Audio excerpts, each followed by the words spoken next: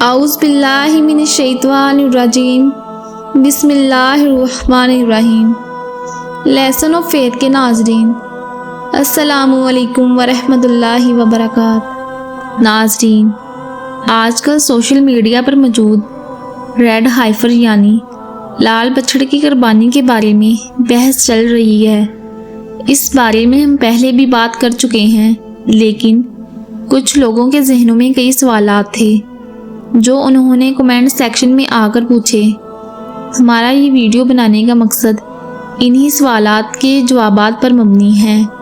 हम बताएंगे कि इस लाल गाय की तारीख क्या है और यहूदियों की इसके साथ मजहबी वाबस्तगी क्यों है। इससे पहले किस किसने और कब कब लाल गाय को ज़िबा किया है, इस बारे में इस्लामी नुक्ता नज़र क्या है। आप वीडियो पूरी सुनने बगैर क़ियास आराई शुरू कर देते हैं, इसलिए नाजरीन से गुजारिश है कि वीडियो पूरी सुनिए ताकि आपको तमाम सवालात के जवाबात मिल सकें। नाजरीन, आजकल हर तरफ सूरज ग्रहण और हर तरफ ईद के बाद होने वाली इसराइल में लाल बछड़े की कुर्बानी पर बात हो रही है। यही कहा जा रहा है कि इस कुर्बानी के बाद दज्जाल यानी जाली मसीह को बुलाएंगे और मस्जिद अक्सा को शहीद करेंगे, और इसका हवाला मुकम्मल सूरज ग्रहण से दे रहे हैं। यहाँ आपको यहूदियों की लाल गाय के बारे में नज़रियात और तारीख बताते हैं। लाल गाय की कुर्बानी यहूदी रस्म व रिवाज में आम सी बात है। मूसा अलैहिस्सलाम के दौर में सिर्फ 9 लाल बछड़े की कुर्बानी की गई। लाल बछड़े की राख को एक रस्म में इस्तेमाल किया जाता है ताकि मुर्दे की नजासत को पाक किया जाए। यहाँ लाल बछड़े की कुर्बानी का बताते चलें कि यहूदी किसका हवाला देते हैं। हज़रत मूसा अलैहिस्सलाम ने लाल बछड़े की कुर्बानी की। हज़रत होजिया ने लाल बछड़े की कुर्बानी की। सैयदना साइमन ने लाल बछड़े की कुर्बानी की। इस्माइल बिनते अबी ने लाल बछड़े की कुर्बानी की। 8वीं और 9वीं बार हनमेल मिस्री और इस्माइल बिनते अबी ने कुर्बानी की। ये कुर्बानी काफ़ी अरसे के बाद हुई, जिनके दरमियान काफ़ी गैप है, जो इस मार्च से जुलाई के अंदर होने जा रही है। इस बछड़े की राख जो इनकी पाकी के लिए दरकार है, इससे मस्जिद अक्सा की जगह पर तीसरा हैकल सुलेमानी तमीर करने की शर्त पूरी हो जाएगी। इसके बाद खैर व शर का आखिरी मार्का होगा और दुनिया का खात्मा हो जाएगा। हैकल सुलेमानी की तमीर के लिए अज़-सिरे 9 मॉडल भी मौजूद है, जो कि माहिरीन सारे कदीमा की मदद से तैयार किया गया है। इंसानी और माली मसाइल भी मौजूद हैं, ताहम इसकी तामीर में 2 मुश्किलात मौजूद हैं। एक लाल बछड़ा और दूसरा हैकल सुलेमानी के तमीर का मकाम, यानी जिस जगह मस्जिद अक्सा मौजूद है। हैकल सुलेमानी का सीधा और साफ मतलब है कि मस्जिद अक्सा को शहीद कर दिया जाए। अगर मस्जिद अक्सा सिर्फ मुसलमानों का मुकद्दस मकाम होता तो यहूदी उसे कब का शहीद कर चुके होते, लेकिन मस्जिद अक्सा मुसलमानों के साथ साथ ईसाइयों का भी मुकद्दस मकाम है। यही वजह है कि सुहूनियों को इसकी शहादत का बाकायदा माहौल बनाना पड़ रहा है। हैकल सुलेमानी की तमीर के लिए खसूसी अदारे द टेम्पल ऑफ इंस्टीट्यूट की तरफ से ये कहा गया था कि मुकम्मल सुर्ख बछड़े की पैदाइश इसराइल में हो चुकी है और इसके साथ दुनिया के खात्मे का बाकायदा आगाज़ हो जाएगा। अदारे का कहना है कि अब यरूशलेम में तीसरे माबद की तैयारी शुरू होगी और इसके सामने सुर्ख बछड़े की कुर्बानी की जाएगी और बछड़े को इसकी खाल, खून और गोश्त समेत इसके सामने जला दिया जाएगा और फिर दज्जाल का ज़ुहूर हो जाएगा। और इस अदारे ने बाकायदा वीडियो भी शेयर की है कि इस वीडियो में दिखाया गया है कि कैसे एक गाय लाल बछड़े को जन्म दे रही है। यहूदी 2000 साल बाद इस हैकल की तमीर की खुशियाँ मनाएंगे।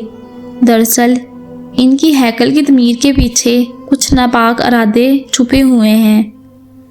कुछ इंतहा पसंद यहूदियों का कहना है کہ یہ ہیکل بلند ترین مقام پر تعمیر ہونا چاہیے جہاں مسجد اقصی موجود ہے۔ کچھ کا کہنا ہے کہ یہاں پر ہیکل کی تعمیر دجال کے ظہور کا اعلان ہوگا۔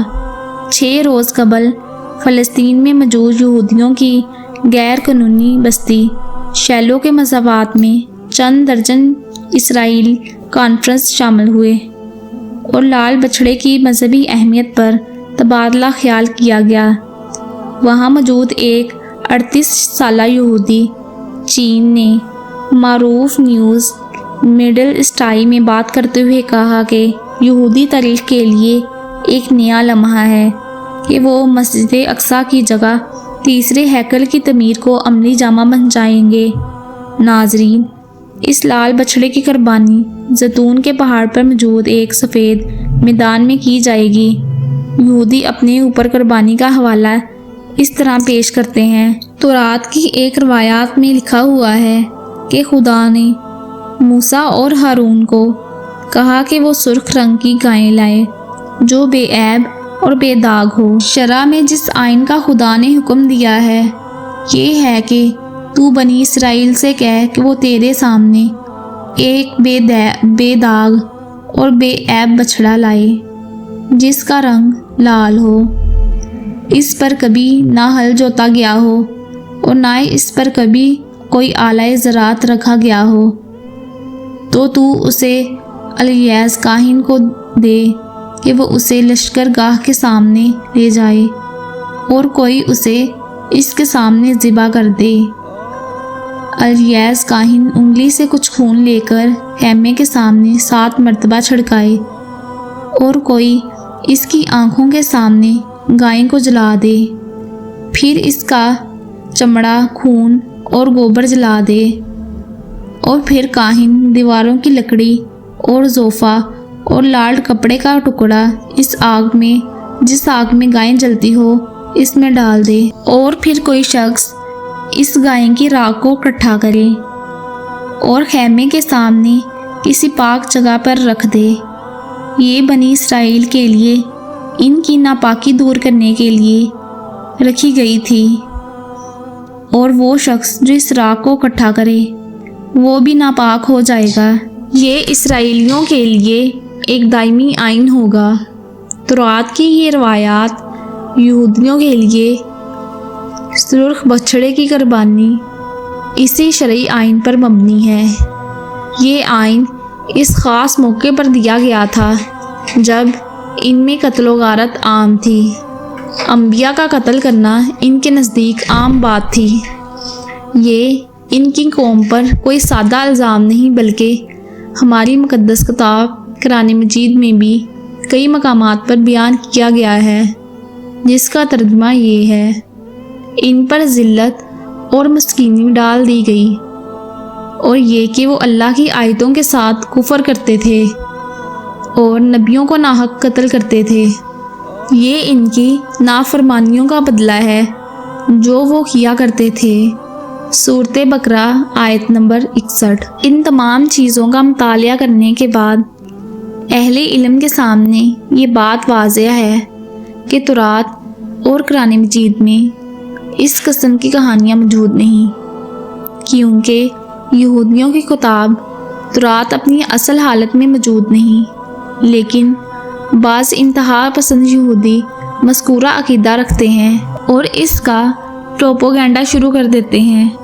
کچھ عرصہ قبل بھی ایسا دعویٰ کیا گیا تھا، پھر خود ہی انہوں نے اپنے بیان کی نفی کر دی۔ اسی پروپیگنڈے سے متاثر ہو کر بعض علماء کرام یوٹیوب پر یہ راگ الاپتے ہوئے نظر آتے ہیں کہ بڑی تباہی ہو جائے گی، یہودی یوں کر دیں گے یا یوں کر دیں گے، حوصلہ شکنی کی انتخاب کرتے ہوئے کہتے ہیں کہ وہ مسجد اقصی کو شہید کر دیں گے۔ یاد رہے کہ یہودیوں کی چاہت ہو سکتی ہے کہ وہ مسجد اقصی کو گرا دیں اور ہیکل سلیمانی تعمیر کریں، ہو سکتا ہے کہ وہ یہ ناپاک کوششیں بھی شروع کر دیں، لیکن یاد رہے کہ میرا رب 4 مقامات کی فرشتوں کے ذریعے حفاظت کرے گا۔ حضرت انس بن مالک سے روایات ہے کہ نبی کریم صلی اللہ علیہ وآلہ وسلم نے فرمایا کوئی شہر ایسا نہ ہوگا جہاں دجال پہنچ جائے گا سوائے مکہ اور مدینہ کے۔ محسن احمد کی صحیح روایات میں ہے دجال 40 دن زمین میں رہے گا اور اس کی سلطنت پانی کے ہر گاڑ تک پہنچ جائے گی، البتہ وہ 4 مساجد میں نہیں جا سکے گا، خانہ کعبہ، مدینہ منورہ، مسجد اقصی اور کوہ طور۔ امام مسلم اور امام احمد نے آپ صلی اللہ علیہ وآلہ وسلم کی اس بیان کی نقل کی ہے کہ قیامت اس وقت تک قائم نہ ہوگی جب تک مسلمانوں اور یہودہ کے درمیان ایک بڑی جنگ نہ ہو جائے۔ لیکن فلسطین میں جو موجودہ حالات ہیں اس بڑی جنگ کی طرف اشارہ ہو سکتے ہیں، لیکن یہودیوں کی مسجد اقصی کو شہید کرنے کی ناپاک سازش قیامت تک پوری نہیں ہوگی۔ اللہ تعالی ہم سب کی ایمان کی حفاظت کرے اور ہمارا خاتمہ ایمان پر کرے، آمین ثم آمین۔